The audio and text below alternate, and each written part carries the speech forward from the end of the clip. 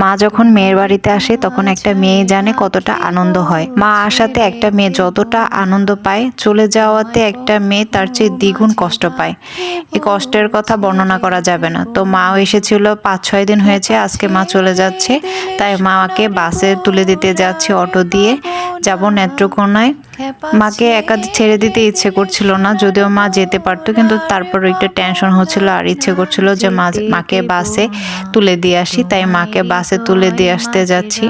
খুবই খারাপ লাগছিল, বলে প্রকাশ করা যাবে না। কয়েকটা দিন ঘরটা একদম পরিপূর্ণ ছিল, কিন্তু আজকে ঘরে যখন ফিরে যাব তখন ঘরটা ফাঁকা ফাঁকা লাগবে। যে কোনো আত্মীয় স্বজন নিয়ে আসলে যখন চলে যায় তখন ঘরটা ফাঁকা ফাঁকা হয়ে যায়, আর সেই জায়গায় আমার মা চলে যাচ্ছে।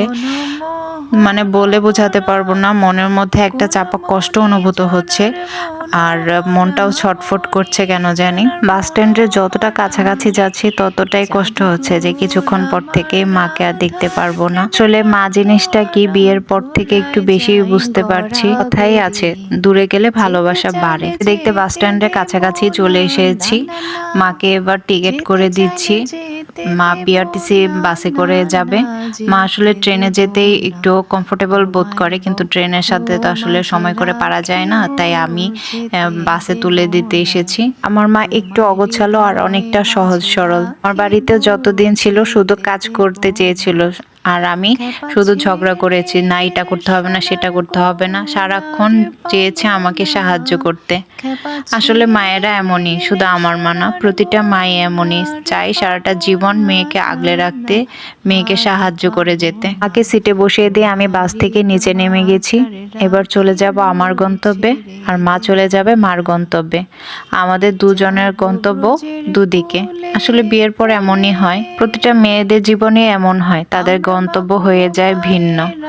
মা চলে যাচ্ছে একদিকে, আর আমি এখানে দাঁড়িয়ে আছি অটোর জন্য। বুকটা ফেটে যাচ্ছিল, ঘরে ফিরতে ইচ্ছে করছিল না। ঘরে ফিরে একা একা বোধ হবে সেই ভয়ে।